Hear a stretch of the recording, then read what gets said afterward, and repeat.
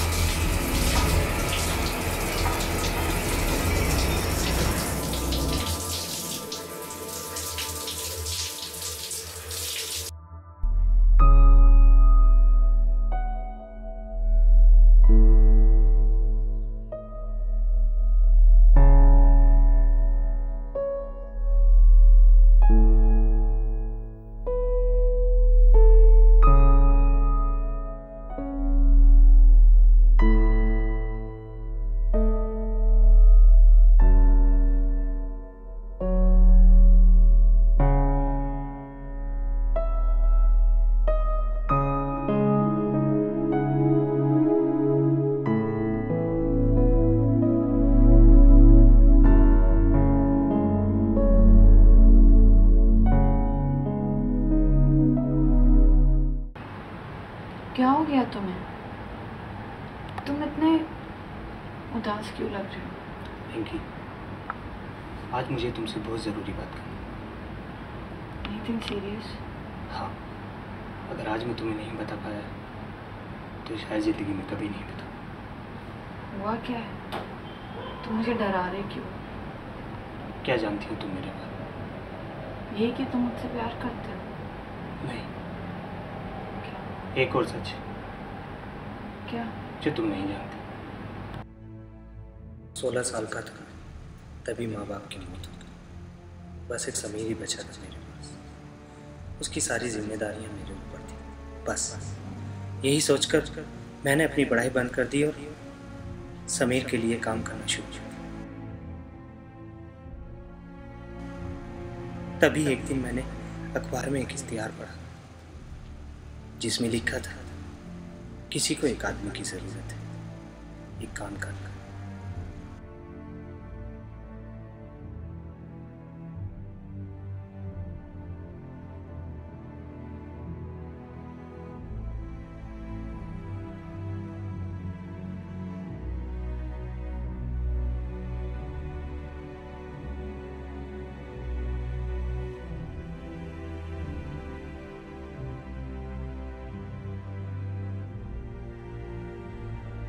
क्या काम करना था ये नहीं बताया।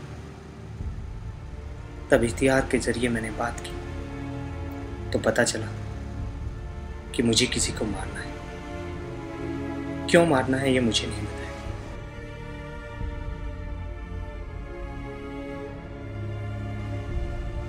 मेरी कुछ समझ में नहीं आ रहा था। एक तरफ मेरी अपनी जिंदगी और एक तरफ मेरा भाई। फिर मैंने सोचा कि मेरा तो कुछ नहीं, क्यों ना मैं समीर के लिए ये काम करके कम से कम उसे तो एक काबिल इंसान बना।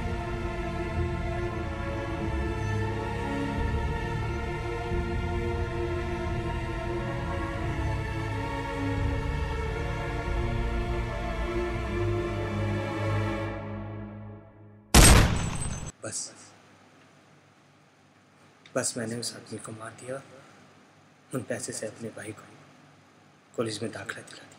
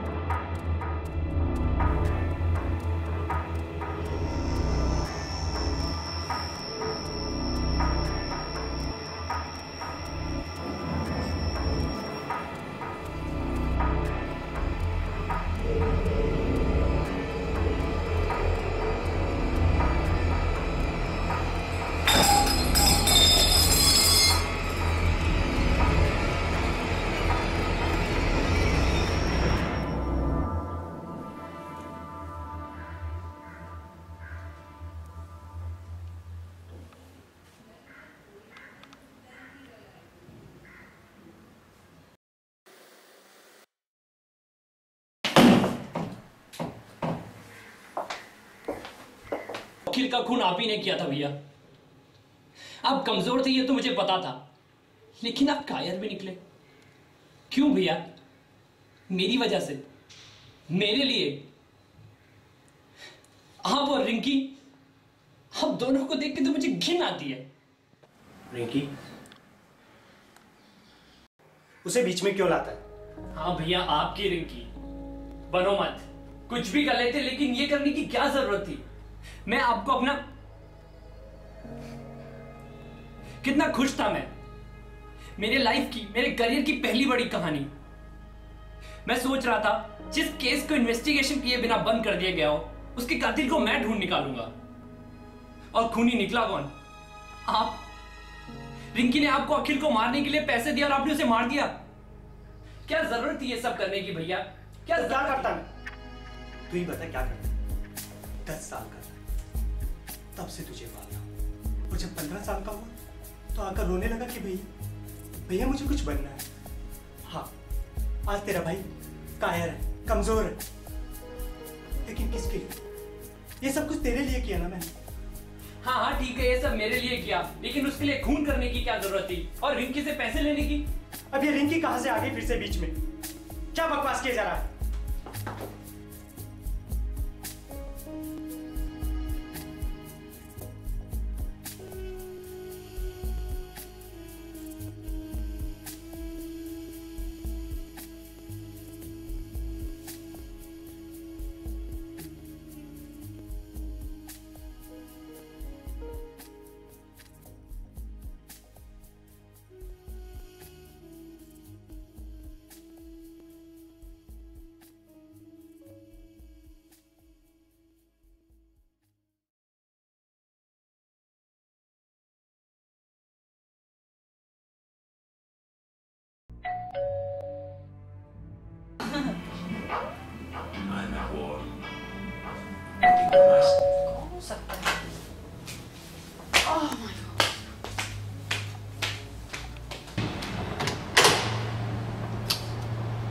तुम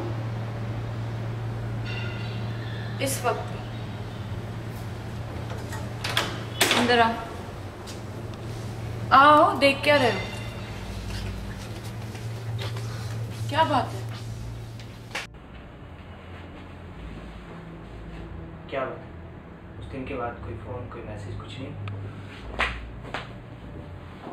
तुम तो ऐसे रिएक्ट करो जैसे कि तुम्हें पता ही नहीं कि मुझे ताई जी का काम रहता है, मुझे इतनी सारी चीजें करनी होती है। क्या हो गया तुम्हें?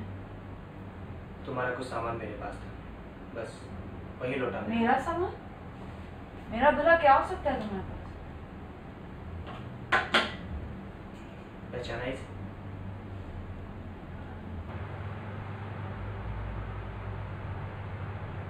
तुम जैसे समझ रहे हो वैसा नहीं है शंकर। तुमने पहले क्यों नहीं बताया? ऐसा क्यों? तुम जानते भी हो उसने मुझे धोखा दिया था।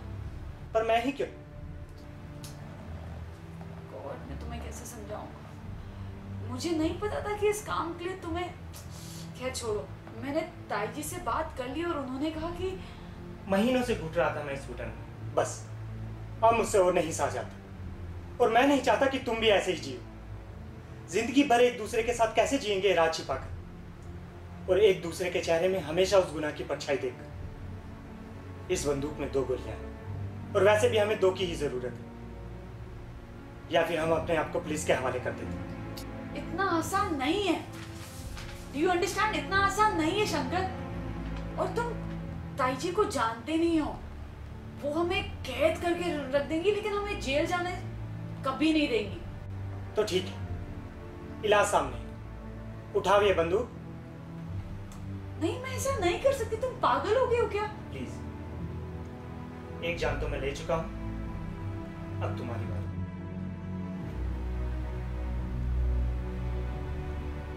तुम ऐसा क्यों कर रहे हो? Are you doing this to me? Please, अब मुझे चैन की नींद सोने दो। मुझे मेरा चैन लौटा दो। तो मुझे क्यों बोल रहे हो तुम्हें मारने? Just doesn't make sense. लेकिन हम ऐसे नहीं जी सकते। हम ये प्रॉब्लम सॉल्व कर सकते हैं ना? लेकिन अब कुछ नहीं हो सकता। तुम समझती क्यों नहीं हो? प्लीज। तो क्या मारना एक आखिरी रास्ता है? प्लीज, मैं खून कर चुका हूँ, अब तुम्हारी बात।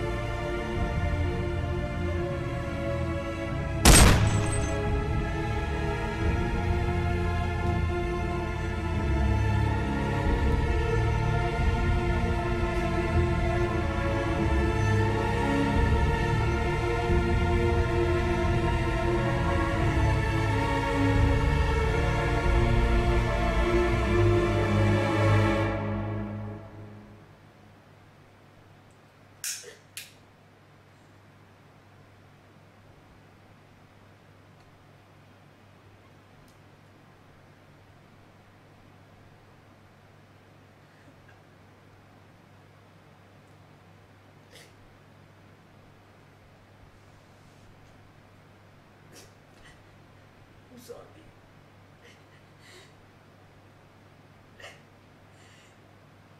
मुझे माफ कर दो।